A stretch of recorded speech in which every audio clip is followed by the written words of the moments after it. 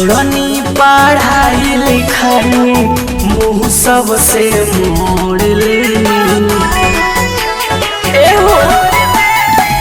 छोड़नी पढ़ाई लिखाई मुँह सबसे मोड़ लेनी। ढोढ़िए कारण स्कूलिए गइल छोड़ देनी। ढोढ़िए कारण स्कूलिए गइल छोड़ देनी।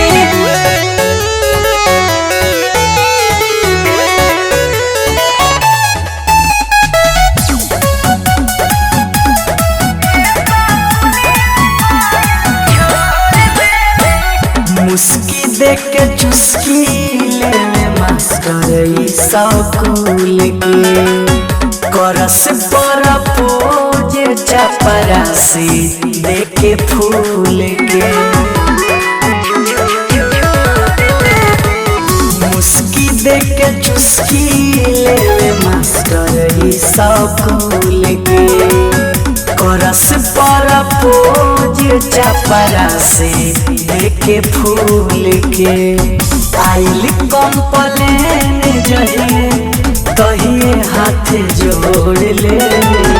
ढोढ़िए कारण स्कूलिए गइल छोड़ देनी। ढोढ़िए कारण स्कूलिए गइल छोड़ देनी।